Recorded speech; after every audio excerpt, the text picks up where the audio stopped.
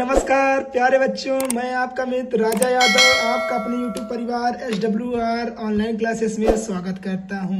तो कैसे हो मेरे प्यारे रसगुल्लों, कैसे चल रही है आपकी पढ़ाई? उम्मीद है आप भी बढ़िया होंगे, आपकी पढ़ाई भी बेहतर चल रही हो। आज दोस्तों मैं आपके लिए लेकर आया हूं 2024 का वायरल पेपर। 2024 का वायरल पेपर जो अब की बार एग्जामिनेशन में आया था, इसको एग्जामिनेशन में यहाँ आया था या 346 FY सेट है, जो कि इस बार विगत वर्षों प्रयागराज जिले में पूछा गया था। ठीक है प्यारे बच्चों, ये प्रयागराज जिले का ये 324 FY जो कि 2024 भौतिक विज्ञान बोले तो फिजिक्स का यह पेपर है। 151 नंबर का है, ठीक है, मतलब 151 कोड है ये है। ठीक है, आज हम आपके लिए लेकर आए हैं फिजिक्स, कल लेकर आएंगे आपके लिए अंग्रेजी, फिर उसके बाद हम आपके लिए लेकर आएंगे रसायन विज्ञान, फिर उसके बाद लेकर आएंगे जीव विज्ञान। और जैसे कि आपको पता ही प्यारे बच्चों, हमने आपके लिए हिंदी करवा दिया है। अगर आप यह मॉडल पेपर या प्रीवियस ईयर पेपर या वायरल पेपर नहीं देखे हैं तो प्लीज वीडियो आपको नीचे डिस्क्रिप्शन में या तो प्लेलिस्ट में आपको वीडियो मिल जाएगी, आप वहां जाकर अवश्य देख लीजिए। कि अगर आपको वीडियो अच्छी लगेगी तो प्लीज वीडियो को लाइक कर दीजिएगा एंड चैनल को सब्सक्राइब करना नहीं भूलिएगा। ठीक है प्यारे बच्चों, आइए आज हम आपके लिए लेकर आए हैं क्या भौतिक विज्ञान। आइए देखते हैं क्या भौतिक विज्ञान में इस बार पूछा गया था और क्या आपकी बार हमारे सेशन में पूछ सकता है।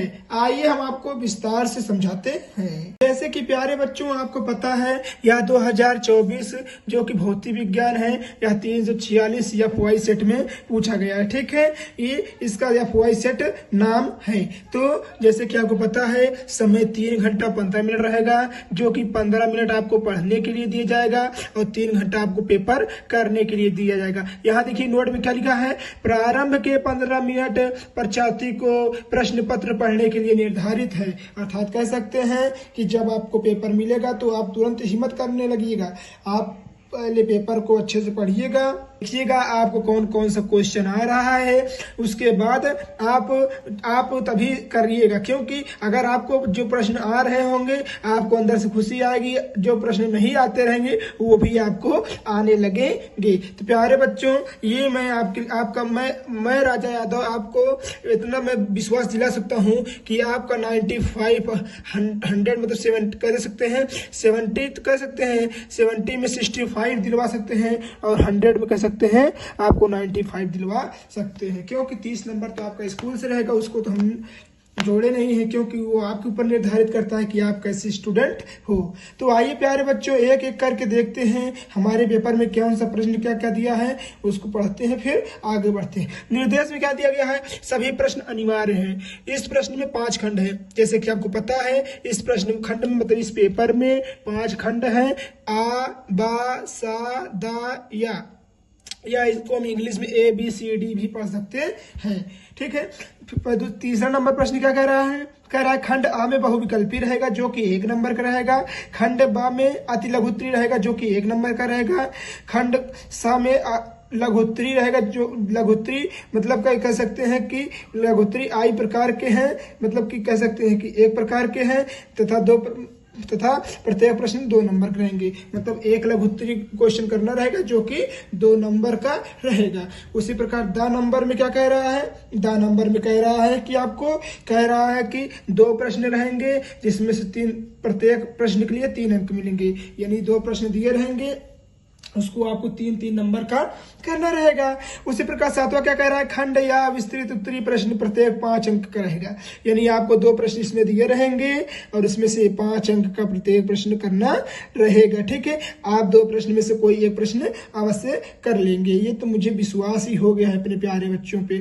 तो प्रश्न नंबर 8 में क्या कह रहा है, प्रश्न में प्रयुक्त प्रतीकों के सामान्य अर्थ है। मतलब कि जैसे कोई प्रश्न दिया है, जैसे कि कोई प्रतीक दिया है तो उसका कोई ना कोई अर्थ जरूर है। ठीक है प्यारे बच्चों, आइए हम इसके अंदर का विस्तार से देखते हैं। 346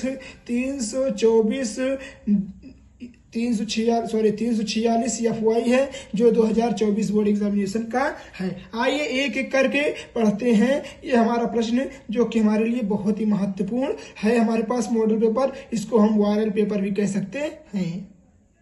प्यारे बच्चों, आइए शुरू करते हैं खंड का से यानी खंड आ से, जिसको हम सेक्शन 1 भी कहते हैं।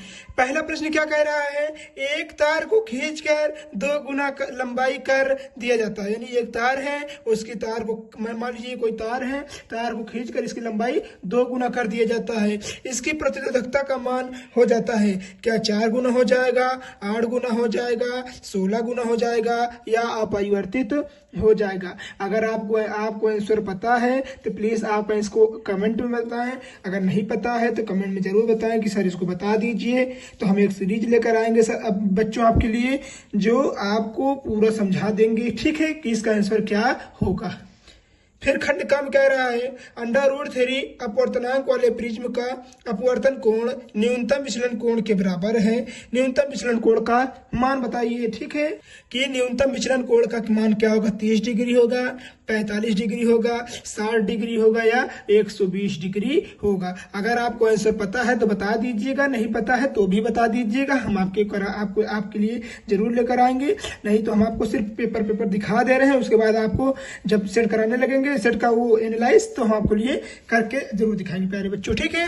फिर क्या कह रहा है √LC का मात्रक जहां यल प्रेरकत्व है, सी धारिता है। क्या इसका मात्रक हर्ट्ज होगा, क्या इसका मात्रक हेनरी होगा, क्या इसका मात्रक फैराड इंटू हेनरी होगा या इसका मात्रक सेकंड होगा। तो अगर आपको पता है तो आप प्लीज इसे कमेंट में जरूर बताएं, ठीक है। अब आइए देखते हैं घ नंबर, ये हमारा घ नंबर हो गया। अब आइए देखते हैं घ नंबर कह रहा है कि किसी प्रकाश वैद्युत सेल के लिए देहली अपवर्तनांक λ0 है। क्या है इसका देहली अपवर्तनांक λ0 है। किसी अन्य क्या कह रहा है, किसी अन्य सेल जिसके कैथोड का कार्यफलन क्या है बच्चों, तो किसी कैथोड का कार्यफलन पहले सेल से n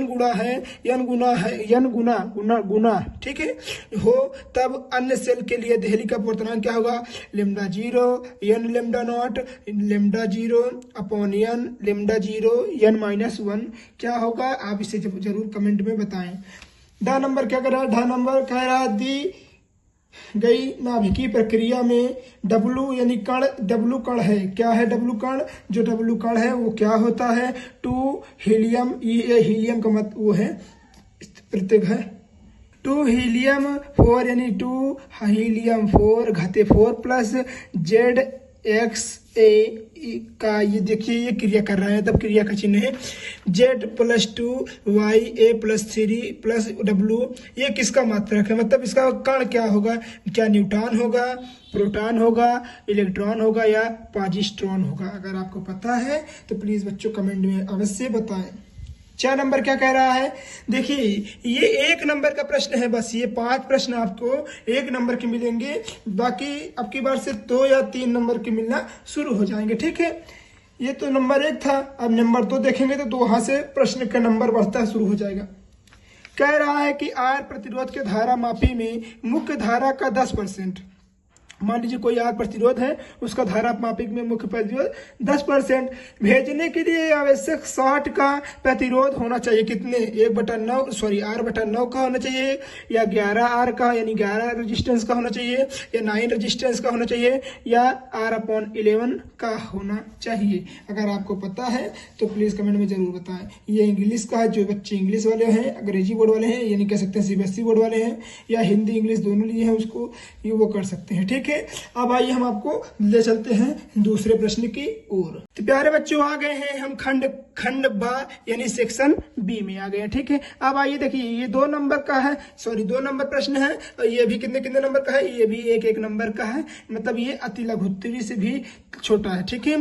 तो चुंबकीय द्विध्रुव आघूर्ण का व्यंजक तथा मात्रा ज्ञात कीजिए। तो आप लिख दीजिएगा चुंबकीय द्विध्रुव आघूर्ण किसे कहते हैं और उसका मात्रा लिख दीजिएगा, आपको 1 नंबर मिल जाएगा। उसी प्रकार सूक्ष्म तरंगे क्या है, इसका एक उपयोग बताइए, तो ये भी आपको मिल ही जाएगा, क्योंकि ये सूक्ष्म तरंगे बहुत आपको पता है बहुत छोटी डिफिनेशन है और इसका उपयोग भी आपको पता है कहाँ किया जाता है, तो किसी चीज को दूरगामी के लिए किया जाता है, ठीक है।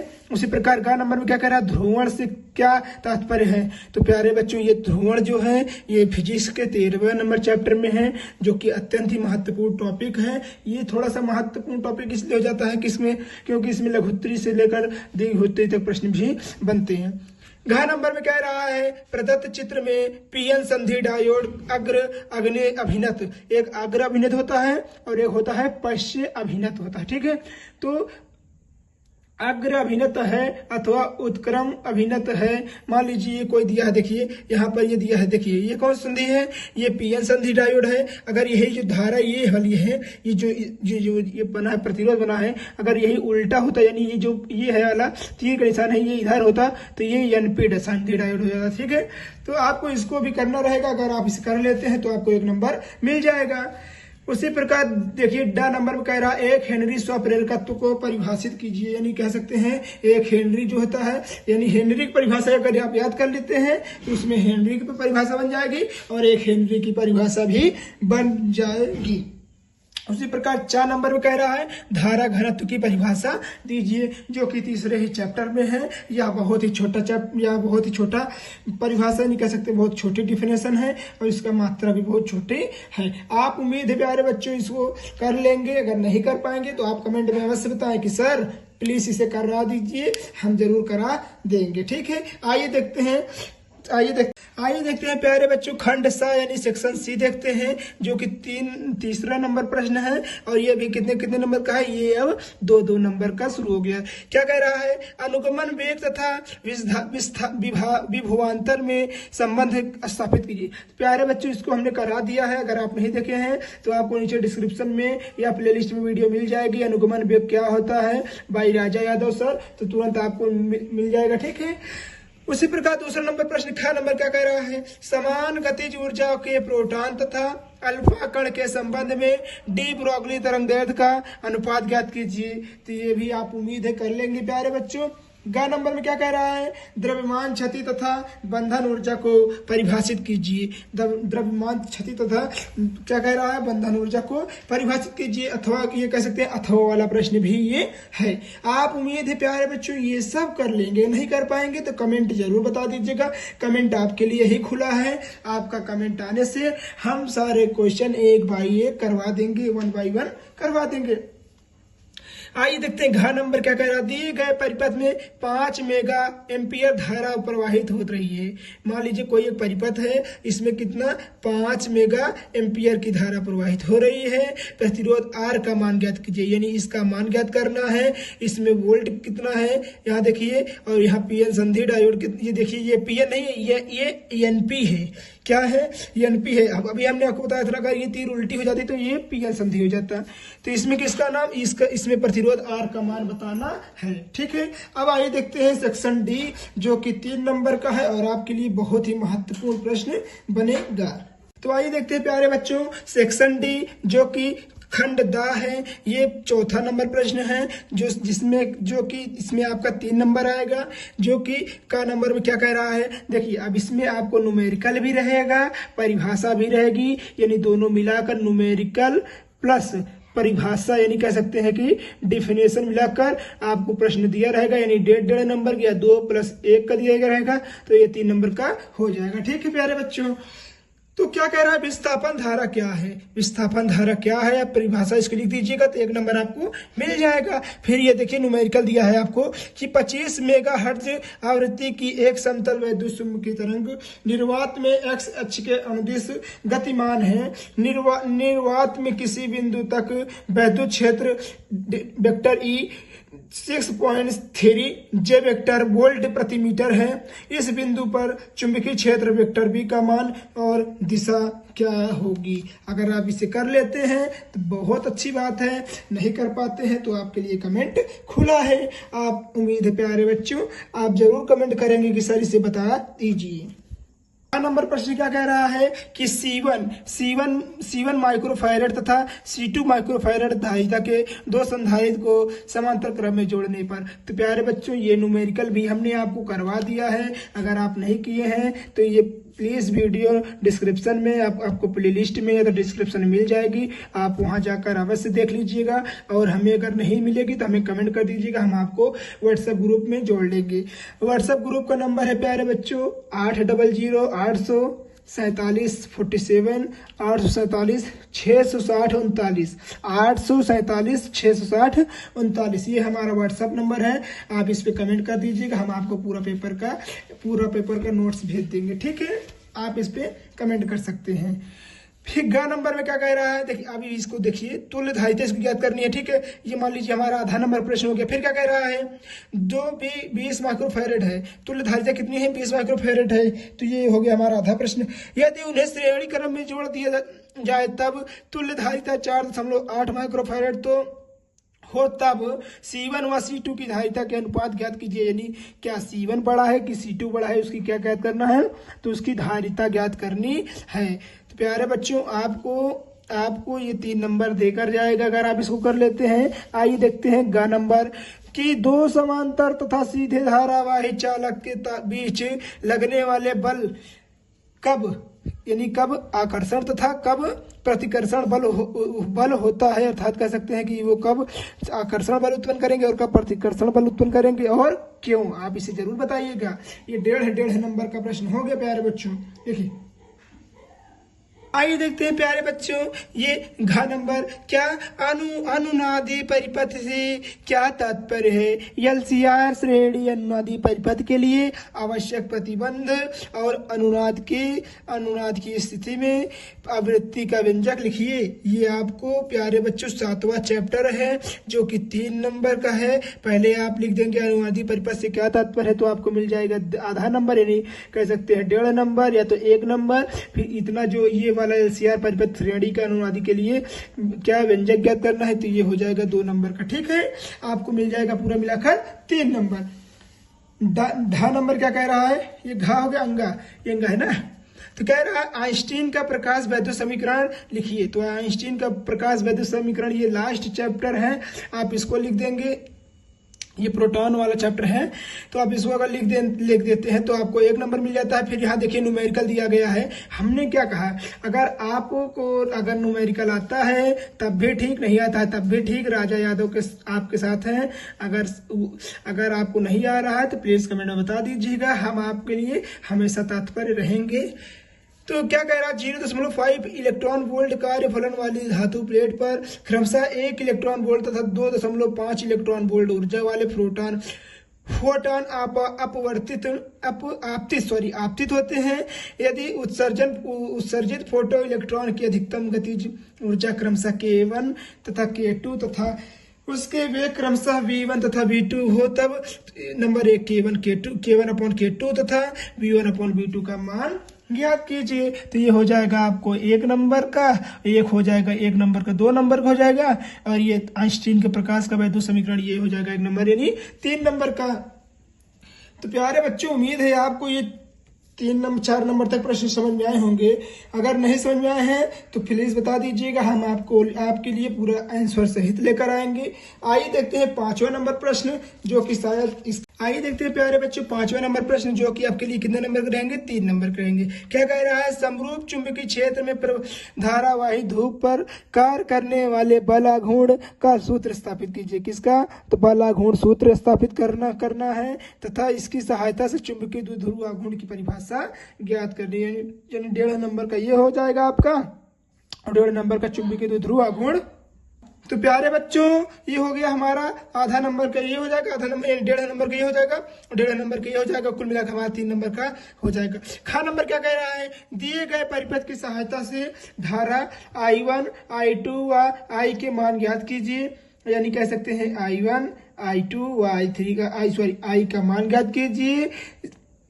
नंबर 1, स्विच यस को जिस क्षण दबाते हैं तब ज्ञात करना है, और स्विच यस को काफी देर तक दबाते हैं तब इसको ज्ञात करना है। ये आपका हो गया डायग्राम के माध्यम से आपको इसको करना रहेगा, जो कि प्यारे बच्चों हमारे ये तीसरा चैप्टर में और चौथे चैप्टर में दोनों में है। आपको अगर नहीं समझ में आएगा तो प्लीज कमेंट में कर दीजिएगा, हम आपको बता देंगे सबको एक बाई एक।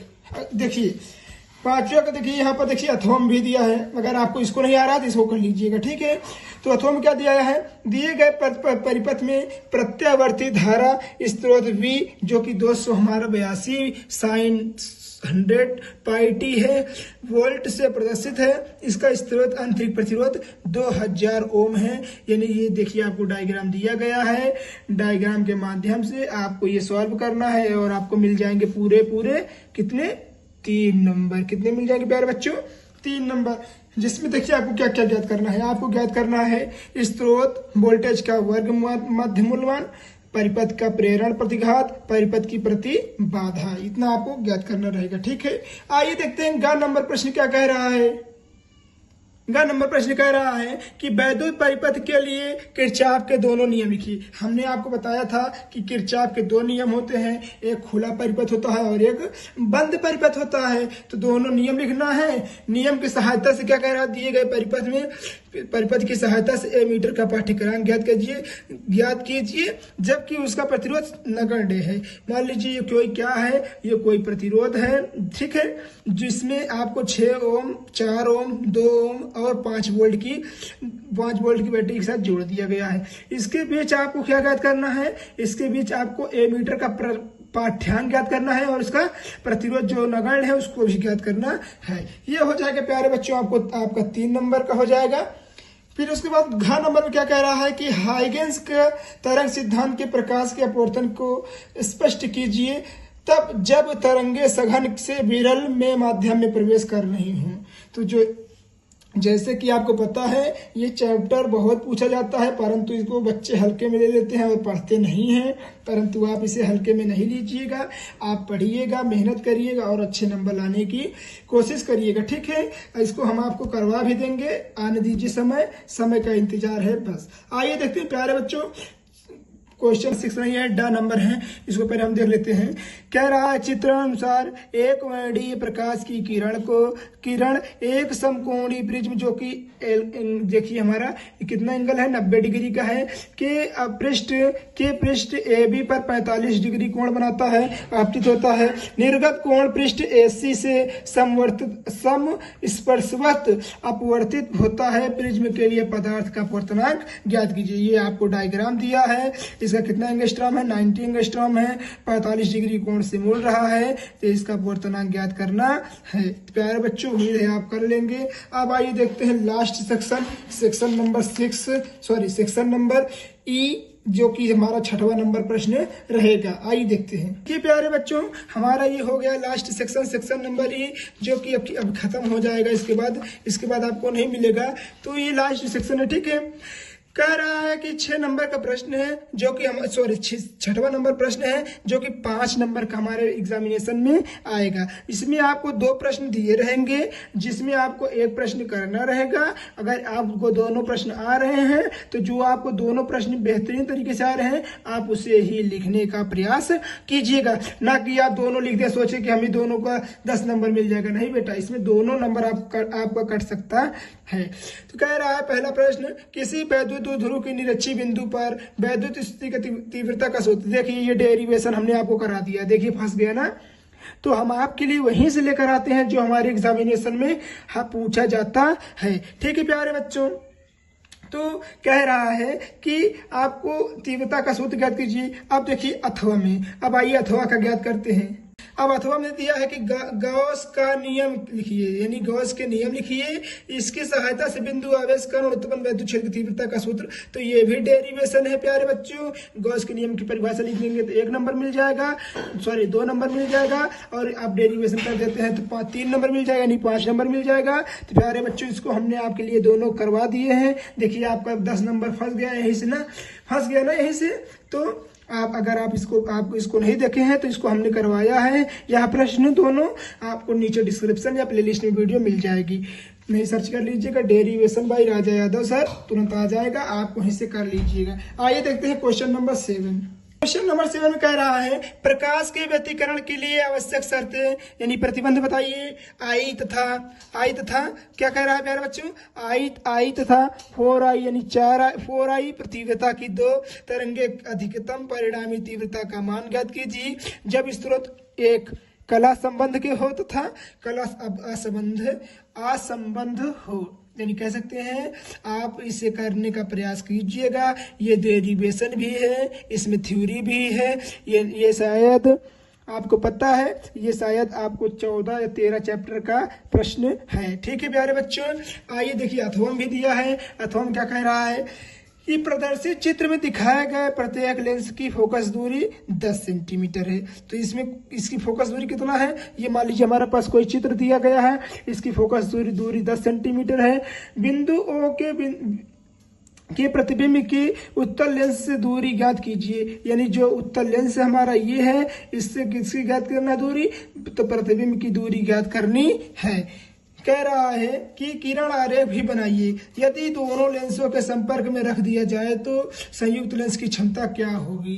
तो प्यारे बच्चों, अगर आप इसे कर पाते हैं तो ठीक है, नहीं कर पाते हैं तो कमेंट जरूर कर दीजिएगा, हम आपके लिए तत्पर रहेंगे, आपको इसको जरूर बताएंगे। लास्ट प्रश्न क्वेश्चन नंबर 8 जो आपके लिए बहुत ही महत्वपूर्ण प्रश्न है, आइए इसको भी हम आपको करवा देते हैं। फिर इसके बाद हम आपको बताएंगे कि इसमें भौतिक मात्रक भी दिए रहते हैं, आप घबराइएगा नहीं। ठीक है, तो कह रहा है हाइड्रोजन परमाणु के लिए बोर के परिकल्पना क्या है। यानी हाइड्रोजन जो परमाणु है उसके लिए बोर की परिकल्पना को बताना है। हाइड्रोजन परमाणु के मूल स्तर के इलेक्ट्रॉन के लिए निम्नलिखित के लिए यानी बंधक ऊर्जा के रूप में ज्ञात करना है, कोणीय संवेग के रूप में ज्ञात करना है और कुल ऊर्जा के रूप में ज्ञात करना है। अगर आप इसे कर पाते हैं तो ठीक है, नहीं तो आपको देखिए अथवा में भी प्रश्न दिया गया है। क्या कह रहा है, नाभिकीय विखंडन तथा नाभिकीय संलयन में अंतर लिखिए। इसको भी हमने शायद ही करवा दिया है, आप इसे भी देख सकते हैं हमारे चैनल पर। फिर क्या कह रहा है, प्रत्येक को एक उपयुक्त उदाहरण की सहायता से समझाइए। दोनों घटनाओं में नाभिकीय ऊर्जा क्यों निर्गत होती है। प्यारे बच्चों, ये वीडियो आपको कैसे लगी, अगर ये देखिए यहाँ देखिए, ये इतना प्रश्न 2 नंबर का हो जाएगा और इतना प्रश्न 3 नंबर का हो जाएगा, टोटल आपको मिल जाएगा 5 नंबर। उम्मीद है प्यारे बच्चों आपको वीडियो बहुत अच्छी लगी होगी। पहले हम आपको बता देते हैं, यहाँ देखिए आप जो मात्रक चिल्लाते रहते हैं, तो यहाँ देखिए मात्रक सब दिया रहता है पेपर में, आप बिल्कुल भी घबराइएगा नहीं। यहाँ देखिए भौतिक नियतांक लिखा है ना, यहाँ पर पूरा मात्रक दिया रहेगा, बिल्कुल भी आप घबराइएगा नहीं, आपका पेपर बहुत अच्छा जाएगा, आप बहुत अच्छे नंबर लाएंगे। ठीक है, अगर आपको वीडियो अच्छी लगी हो तो प्लीज़ वीडियो को लाइक कर दीजिएगा।